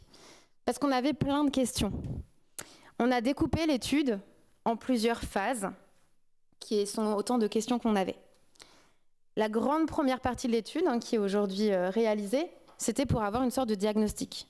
Savoir ce qui s'est déjà fait par le passé autour du chanvre, et en France, en Allemagne, en Europe, qu'est-ce qui a fonctionné comme montage de filière chanvre, qu'est-ce qui n'a pas fonctionné. Voilà, un état de l'art. Ensuite, une deuxième phase autour de l'offre, autour des matériaux biosourcés à base de chanvre, pour savoir qui sont les acteurs qui utilisent du chanvre, qui en vendent, quels sont leurs freins ou leurs leviers d'action, économiques, logistiques, pour le bâtiment. Ensuite, une autre phase agronomique, puisque la question était de savoir si on pouvait, en Alsace, et en particulier dans les zones à enjeu haut, dans les captages, produire du chanvre, selon le type de sol, le matériel, etc. Et puis des enquêtes ont été faites auprès de la profession agricole pour savoir leur envie ou pas d'aller dans cette filière. Et la troisième question qu'on avait, c'était, OK, une fois qu'on a tout ça, qu'est-ce qu'il en est des besoins pour la rénovation de bâtiments, localement, et la construction? Donc, des études ont été faites aussi avec des architectes, des bailleurs sociaux, pour questionner les besoins. Notre question de base, c'était de combien on a besoin de panneaux de chanvre, de béton de chanvre, et à combien d'hectares de chanvre ça correspond sur le terrain. Voilà. On a fait tout ça, et on peut passer la diapo. Donc, ceci, c'est simplement pour illustrer un petit peu les différents rendus qu'on a pu avoir encore assez récemment de la part des 3 acteurs et de repréciser la méthodologie. Hein. Donc, voilà, des rencontres, des analyses de sol via Carto, de la modélisation. Donc, on avait un diagnostic. Et la conclusion, c'était que oui, il y avait un intérêt. En fait, tous les échelons d'acteurs avaient envie d'investir la question de production de chanvre et de filière chanvre. Notamment, si on essaye de résumer les conclusions de cette première phase, donc c'est vraiment qu'il y a un intérêt à différentes choses. Soutenir l'offre en chanvre. Oui, accompagner les agriculteurs à produire du chanvre, techniquement parlant. On parle de 200 exploitants pour 1000 hectares de chanvre. Ça, c'est l'objectif. Donc sensibiliser, former. Ensuite, soutenir la demande en matériaux biosourcés. Et le rôle des collectivités territoriales, il est aussi important là-dedans, c'est-à-dire pouvoir passer des marchés qui demandent de l'utilisation de matériaux biosourcés à base de chanvre. Et dépasser les 3% de taux de recours aux matériaux biosourcés dans la construction. Et enfin, animer la filière, faire du lien entre tous ces acteurs. Peut-être juste la slide avant de terminer. Voilà. Ainsi, il a été, suite à ce diagnostic, il a été demandé par nous d'aller plus loin et de mettre en place des plans d'action, en fait. On voulait passer de ces chiffres, de ce constat, à des premières pistes d'action à engager sur différents chantiers. Alors peut-être qu'il manque une slide, je ne sais pas, sinon je le fais à l'oral. Ouais. Ok, bah, pas de souci. Pour cela, en fait, l'idée, c'est d'aller plus loin. Et donc, le 21 mai, pour ceux qui souhaitent y participer, nous réalisons une réunion de restitution et de démarrage d'ateliers de travail autour de ces questions. Il y aura 3 thématiques d'ateliers de travail. Le premier, c'est produire et transformer. Essayer de mettre au cœur des débats des personnes de la profession agricole, de la récolte, de la première transformation. Parce qu'aujourd'hui, il manque un outil de transformation en Alsace, qui permettrait de transformer la paille de chanvre en matériaux biosourcés. Il y a des pistes très intéressantes en région Grand Est, mais il faut étudier si le coût, le bilan carbone vaut la peine de transporter du chanvre alsacien en région. Mais c'est une piste. Ensuite, le deuxième axe, c'est les marchés publics. Comment booster la commande de matériaux biosourcés dans la rénovation et l'éco-construction. Et le troisième, c'est la formation. Et donc, typiquement, les acteurs ici présents auront un rôle fort à jouer. Comment amener la connaissance aux architectes, aux bailleurs sociaux, de l'utilisation concrète de ces matériaux biosourcés. Voilà. Alors, j'espère que c'était compréhensif. En tout cas, merci pour votre attention. Et si vous êtes intéressés, n'hésitez pas à nous recontacter pour la prochaine réunion du 21 mai ou d'autres questions. Merci.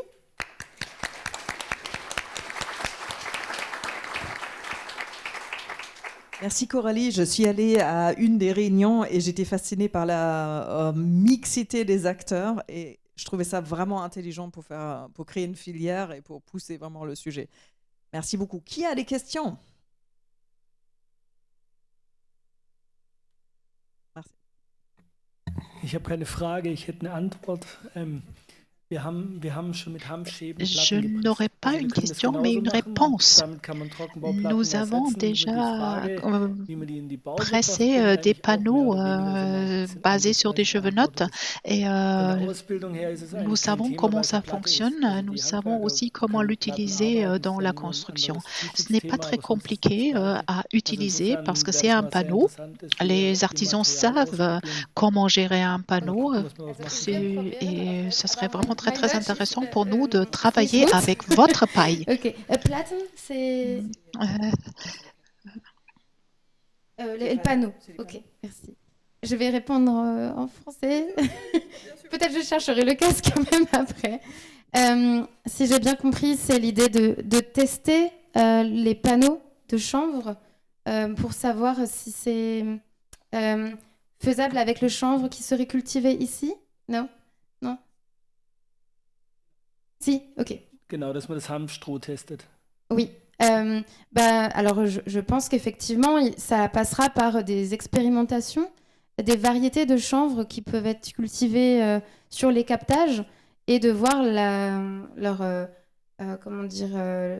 caractéristiques et voir comment elles peuvent être transformées en panneaux.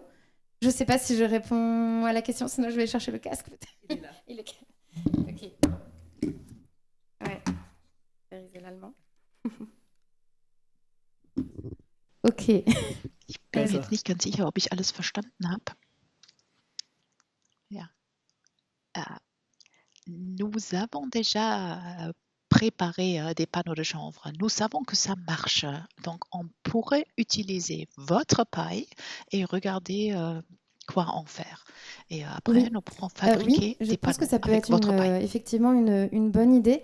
En fait, c'est peut-être un tout petit peu tôt dans la démarche parce que on a, en fait, la filière graines de chanvre qui était le point de départ un peu de ces réflexions, elle peut connaître aussi des difficultés économiques et donc les surfaces de chanvre cultivées depuis 4 ans ont tendance à varier. Donc, on a eu jusqu'à 60 hectares en Alsace centrale. Cette année est une année un peu de stabilisation de la production. Et dans l'étude qui est menée, une des conclusions, c'est qu'il y a plusieurs variétés. Et parfois, les variétés pour faire de la graine alimentaire ne sont pas forcément les mêmes que celles de la paille pour les panneaux. Donc aujourd'hui, les seules variétés cultivées localement, c'est des variétés plutôt graines. Mais on a l'espoir que d'ici peut-être 1 an, 2 ans, 3 ans, on ait des essais, des expérimentations pour différentes variétés. Et oui, avec plaisir pour faire le lien, pour faire des essais sur des panneaux pressés. Merci. Donc ça veut dire que pour l'instant, même en phase test, on ne peut pas dire on fait une préconisation sur du chanvre d'Alsace. Parce qu'aujourd'hui, ce sera d'ici 3-4 ans qu'on saura si on peut utiliser un chanvre alsacien en Alsace. Alors, oui. Alors en fait, nous, l'étude, elle est là pour avoir des éléments, j'allais dire, factuels et sûrs avant de dire à d'autres agriculteurs de tester, enfin de produire du chanvre. Agronomiquement, il n'y aurait aucun souci. Mais il faudrait être sûr que derrière, on a l'outil de transformation et la filière rentable, quoi. C'est-à-dire que les caractéristiques soient assez bonnes sur cette variété-là ou une autre. Donc, on attend la fin de l'étude, la fin des plans d'action pour savoir comment... Pour être sûr que tous les maillons soient alignés et les voyants au vert. Aujourd'hui, les variétés qu'on a en Alsace, c'est plutôt des variétés graines. Par contre, en région Grand Est, pas si loin, il y a des surfaces de chanvre dans l'Aube, notamment plusieurs dizaines de milliers de surfaces. Et donc, eux, ils ont aussi un retour d'expérience qui sera intéressant à questionner sur des variétés, sur des essais. Donc, voilà. Oui, au niveau de la première transformation, donc le défibrage, vous avez déjà des... Oui, c'est par ici, excusez-moi. Vous allez travailler avec la chanvrière de l'Aube ou bien il y a des chanvrières plus proches de chez vous? Oui, alors la chanvrière de l'Aube est une des pistes. On a une personne qui connaît très bien en fait cette chanvrière pour y avoir été, qui a travaillé avec la chanvrière en tant que directeur de la chambre d'agriculture de l'Aube. Et on a des liens par l'intermédiaire de cette étude, il y a des liens qui sont faits. Il y a aussi le pôle européen du chanvre. Il y aura un témoignage normalement d'Estelle Delangle après. Hein. Ah, pas Estelle. Ok. Bon, en tout cas, on échange avec une personne du pôle européen du chanvre qui est là pour faire le lien entre les chanvrières existantes, les projets en cours et voir ce qui est faisable. Voilà. Vraiment, aujourd'hui, en Alsace, le frein, c'est que en local, on n'a pas d'unité de transformation qui permet de défibrer du chanvre de manière économiquement viable, quoi. Parce que juste pour information, il y a un projet similaire au vôtre au Grand-Duché de Luxembourg et on est à un stade très similaire au vôtre. Et prochain élément bloquant pour nous, c'est de trouver un partenariat avec un premier transformateur. Donc au niveau du défibrage, il n'y en a pas non plus au Luxembourg. Et donc voilà, si peut-être on avait une chanvrière à mi-chemin entre l'Alsace et le Luxembourg, on pourrait collaborer. Ah bah nous, carrément. Oui, oui. On pourra refaire du lien, je pense. Oui. Oui, juste un témoignage quand même. Chaque fois qu'on démarre un marché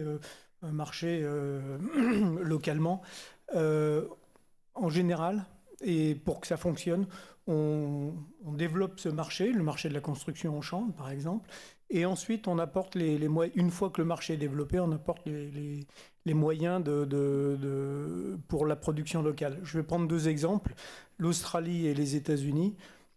Pendant 4 ans en Australie, on a développé le marché du chanvre dans la construction en Australie, avec du chanvre qui venait de la chanvrière de l'Aube.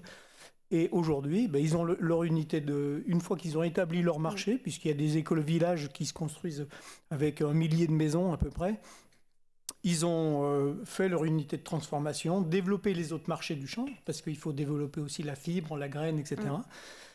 Donc, on n'a pas forcément, et aux États-Unis, il se passe exactement la même chose, on n'a pas à attendre le chanvre de la chanvrière, il n'est pas très très loin. Hein. On n'a pas à attendre le fait de développer une chanvrière pour pouvoir développer le marché. On peut développer aussi le marché avant pour être sûr que le marché existe vraiment. Oui, c'est très juste. En fait, au démarrage de l'étude, on avait un peu cette pensée peut-être, j'allais dire, utopiste, d'avoir un marché chanvre circuit court local. On produit du chanvre en Alsace, on le transforme en Alsace, on l'utilise en Alsace. Et l'étude nous a appris qu'effectivement, ça ne marche pas totalement comme ça, et que pour booster la production de chanvre, il faut démarrer des chantiers en parallèle. D'où l'idée, effectivement, de faire ces ateliers de travail, sur des axes différents, mais de les démarrer en même temps. Parce que peut-être qu'effectivement, ce sera du chanvre qui vient de l'Aube, ce qui est déjà du chanvre régional, ce qui est déjà bien. Et en même temps, que ça pourra permettre aussi à la profession agricole de se reformer à produire du chanvre. Quand le marché sera là, ça donnera peut-être aussi l'idée à certains acteurs d'investir dans une unité de transformation. Merci beaucoup. Il faut faire très vite. En fait, on n'a plus de temps, à vrai dire. Allez-y, vite. Une question. Qu'est-ce que je dois dire si je veux avoir 12 000 mètres carrés de panneaux de chevenotes de chanvre? Est-ce que je dois les commander dès maintenant pour les avoir dans 2 ans? Oui. Oui. Alors, si j'ai bien compris, j'ai oublié de mettre le casque. Mais oui, on vous incite dans ces cas-là, si vous souhaitez avoir du chanvre en panneau, à contacter le pôle européen du chanvre, peut-être pour avoir la connaissance d'où vous... Ah, voilà. Qui vient de parler. Voilà, Daniel, ok, d'accord, très bien. Je connais Estelle plutôt. Moi, enchantée. Pour vous renseigner d'où vient ce chanvre, comment il a été transformé, en fait, avoir un peu l'analyse du cycle de vie de ce chanvre. Et peut-être qu'un jour, on espère, il viendra d'Alsace aussi. Ou d'Allemagne, voilà. C'est ouvert. 1000 merci, Coralie.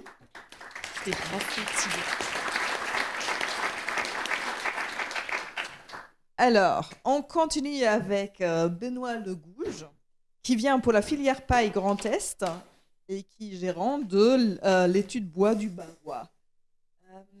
En fait, dans le premier programme, c'était écrit Céline Bauer. Il a eu la gentillesse de prendre le relais à Céline qui n'a pas pu venir.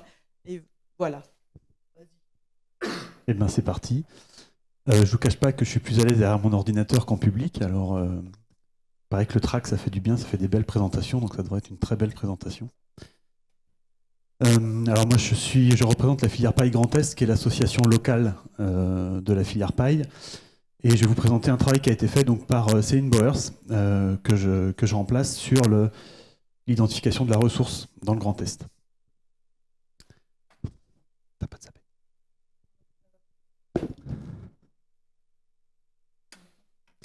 La slide d'avant. Non, vas-y. Donc je commence. Juste un petit mot, je vous parlerai de la filière paille tout à l'heure. Donc quand même en introduction, la filière paille est structurée, la deuxième, voilà. Ouais. Est structurée autour d'une association nationale qui est le RFCP, Réseau français de la construction paille, qui a des antennes régionales. La filière paille Grand Est en fait partie et on a mené un travail d'identification de la ressource, qualification de la ressource en termes de volume, parce qu'on a beaucoup de demandes qui arrivent de la part de gens qui veulent construire.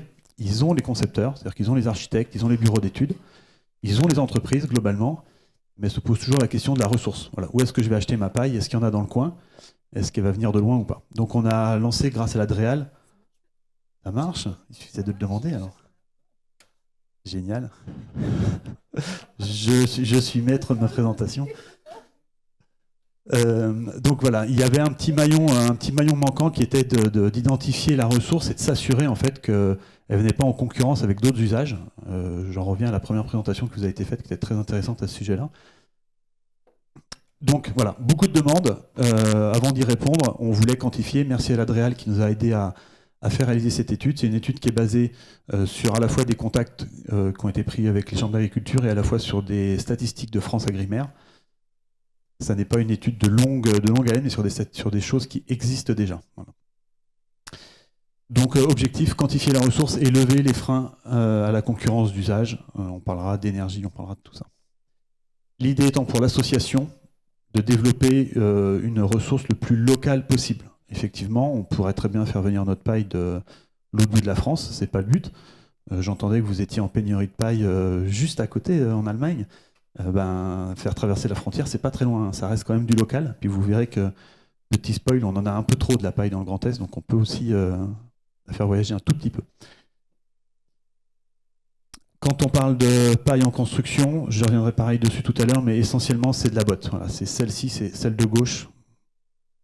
Celle de gauche, les deux à droite sont des variantes qu'on n'a pas encore dans le Grand Est, mais c'est ça la construction en paille. Je ne vous fais pas l'article de l'avantage des performances énergétiques, de l'empreinte carbone qui est négatif et du confort d'été. On est tous convaincus. Mais si un jour cette présentation se retrouve dans la nature, c'est bien que les gens aient un petit argumentaire quand même. Bon voilà, le gros du travail il est là. Alors, la première chose c'est d'identifier quelle est la part de paille de blé dans la ressource. Parce que les règles professionnelles, je vous en reparlerai tout à l'heure, ne couvrent pour l'instant que la paille de blé. Donc la paille de blé dans le Grand Est, c'est 68% de la production de paille, 30% en céréales et puis 2% on va dire autres. Donc on a bien la paille de blé qui est largement majoritaire et donc qui correspond bien aux besoins. Alors c'est une moyenne, hein, parce que entre les zones d'élevage que peuvent être les Vosges et les grandes plaines céréalières que sont la Marne, les proportions ne sont pas tout à fait les mêmes, mais c'est une moyenne au niveau de la région. Sur cette base-là de ressources de paille de blé, on en a, donc Céline a sorti des statistiques de ce qui est laissé dans les champs. Donc ça a été évoqué avant, laissé dans les champs c'est 36%. Ce qui est mis en litière, ça a été aussi évoqué, c'est 34%. Et puis on a presque 30% de paille excédentaire dans le Grand Est. Alors qu'on appelle excédentaire, c'est de la paille qui n'est pas utilisée localement mais qui est exportée pour différents usages. Donc ça fait 100%. Et si sur cette paille excédentaire, c'est-à-dire qui ne viendrait pas en concurrence avec les usages locaux, on n'en prenait que 0,5% de la production de la paille, ça permettrait d'isoler 10% des constructions neuves. Une moyenne, hein, c'est-à-dire un bâtiment sur 10, tout type de bâtiment confondu, maison, ERP. Si on en isolait 1 sur 10 avec de la paille, ça ferait simplement 0,5% de la ressource. Donc sur cette base, a priori, on se dit qu'on a largement de quoi faire. On est serein sur notre ressource. Pour illustrer un petit peu quand même ce que ça représente et vérifier qu'on ne vient pas en concurrence des autres usages.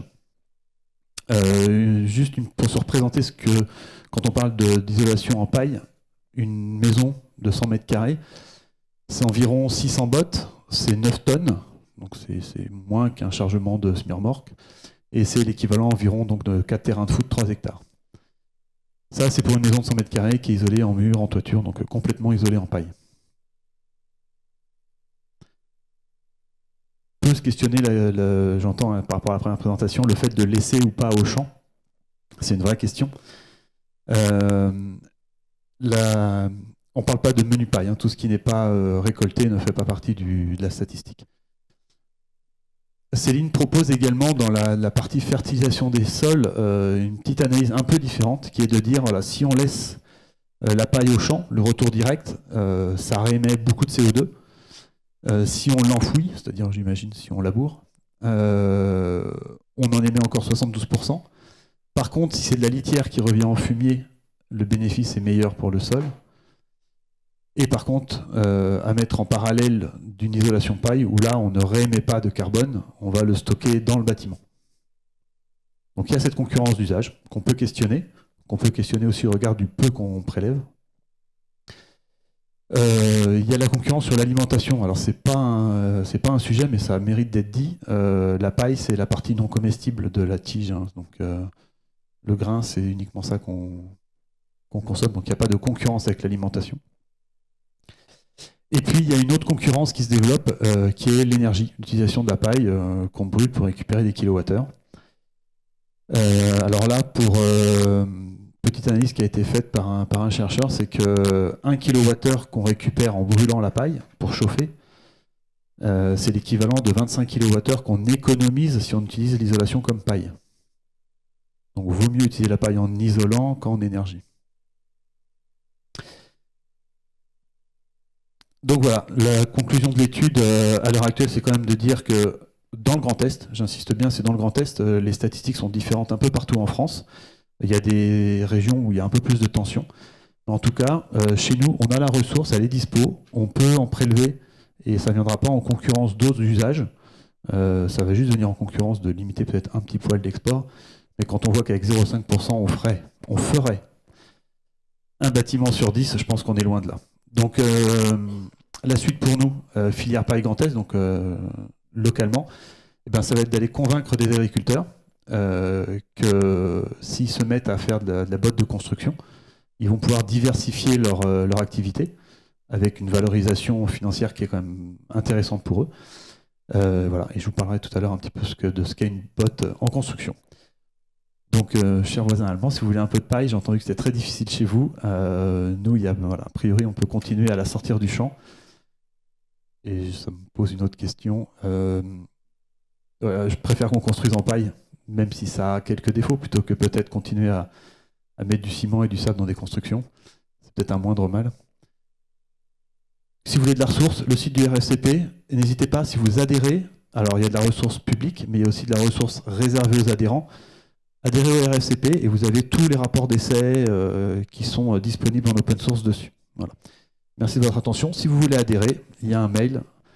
C'est 10 € l'adhésion, je crois, l'assaut. Merci.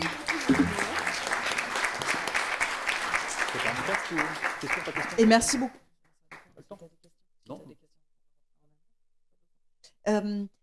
Merci beaucoup d'avoir pris le relais de Céline. On va voir Benoît tout à l'heure aussi pour la partie mise en œuvre paille. Qui a des questions? On voit très bien. Je fais juste un parallèle avec la première présentation qui a été faite par monsieur. Donc aujourd'hui, en France, on a le grain de blé au-dessus, la tige et le chaume. On discute avec des agriculteurs, ils me disent que sur certaines cultures, il vaut mieux juste laisser la chaume, ça c'est largement suffisant à cause du tassement, et c'est mieux d'enlever justement la tige en elle-même, et donc pour une utilisation soit pour le bétail, soit pour de l'isolation. Aujourd'hui, les bottes de paille en industrialisation, comment vous y arrivez pour simplifier le mode de construction? Alors effectivement, le fait de laisser ou pas la tige au champ, c'est un débat, ça ne fait pas l'unanimité chez tout le monde. Quand on la prélève, l'idée, il existe dans le Grand Est des industriels qui rebotellent, c'est-à-dire qu'ils prennent des grands round-ballers et ils en refont une botte un peu plus standardisée. C'est très adapté à du gros projet où il faut sortir des gros volumes, il faut sortir plusieurs semi-remorques parce qu'on fait des collèges, on fait des lycées en paille. Là, l'idée, c'était plus d'aller voir les petits agriculteurs qui ont déjà une presse de petits ballots et de leur proposer, à la rigueur, d'adapter leur outil ou de faire un peu plus de contrôle qualité sur leur botte pour la sortir aux caractéristiques de la botte de construction. L'idée, avec la botte de paille, c'est pas de l'industrialiser. Enfin, il y a les deux possibilités. C'est d'aller vers l'industrialisation pour faire des gros volumes, ou alors c'est d'aller sur de l'ultra local pour faire de la maison individuelle en diffus. Auquel cas, on n'industrialise pas, mais on propose aux agriculteurs simplement, en général, de juste contrôler un peu mieux leur botte, changer des ficelles un peu plus résistantes, de retendre un petit peu les tensions, et ils peuvent sortir une botte de construction pourvu qu'ils aient une petite botteleuse qui traîne au fond du garage du papa ou du grand-père qui traîne encore. Voilà. Merci beaucoup. Je pense que vous pouvez plus souvent vous déplacer et quitter votre ordinateur, hein. Vous avez fait une très belle présentation et vous nous avez montré un certain nombre d'arguments qui m'ont paru très intéressants. Il y a deux points qui m'intéressent. Je pense que vous êtes en contact direct avec les agriculteurs et vous avez démontré que la paille peut et est utilisée en tant que matériau de construction. Est-ce que vous pouvez partager les arguments que vous utilisez pour convaincre les agriculteurs? Deuxième question, qu'est-ce qu'il faut changer lors du compactage de la paille ou de la transformation de la paille pour pouvoir l'utiliser ou pour créer des beaux panneaux dont nous avons entendu parler tout à l'heure? Alors, il y a deux questions. Le public est sympa, c'est peut-être pour ça que ça se passe bien aujourd'hui. Alors, il y a la première question, c'est le contact avec les agriculteurs. C'est deux mondes. C'est comme la filière bois. Moi, je suis dans la construction bois. Je construis, je prescris du bois. Je ne suis pas en contact avec les scieurs. Et c'est un petit peu pareil. C'est-à-dire, c'est le monde agricole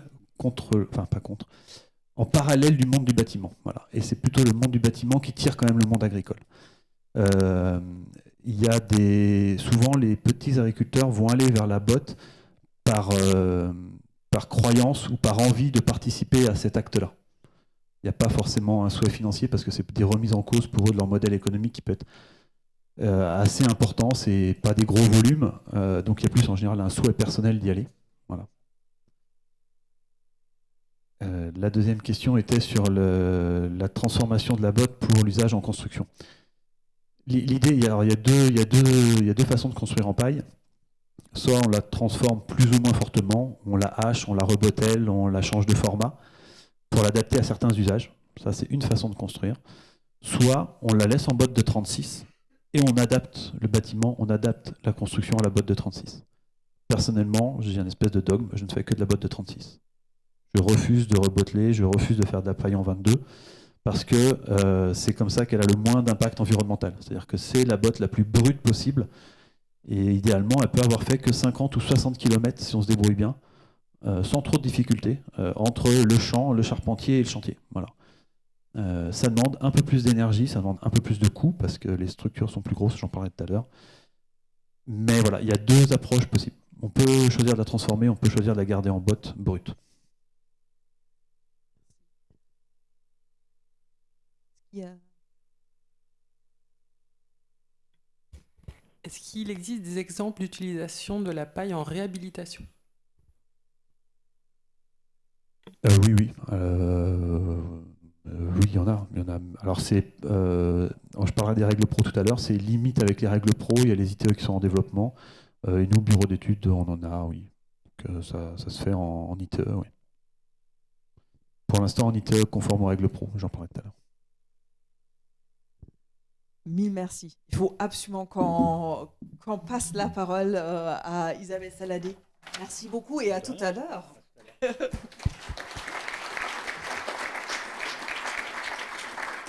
Alors, Isabelle Saladé, qui, à côté de ça, alors elle est chargée de mission transition énergétique, référente matériaux biosourcés dans la direction énergie, climat et économie circulaire.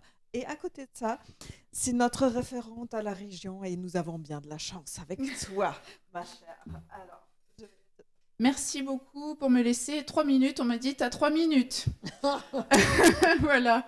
Donc, moi, je suis Isabelle Saladé à la région Grand Est. Et effectivement, je vais peut-être un peu plus parler directement aux acteurs de la région Grand Est. Donc, désolé pour nos amis allemands. Et l'idée là en 3 minutes, c'était juste de vous montrer qu'on essaye de favoriser l'usage et le développement des matériaux biosourcés au sein de la région Grand Est, notamment en levant les freins relatifs à la garantie décennale et aux assurances qui sont en France très lourdes et je pense en Allemagne un peu également. Alors voilà, tu peux passer. Donc là, oui. C'est un appel à projet qui s'appelle Soutien à la reconnaissance des matériaux biosourcés et bas carbone pour le bâtiment. Il s'adresse aux acteurs régionaux de la construction qui sont les fabricants, donc les entreprises qui fabriquent des produits ou des procédés de construction en biosourcé localement au sein de la région Grand Est. Donc il n'y a pas que l'Alsace, il y a aussi la partie ouest de la région.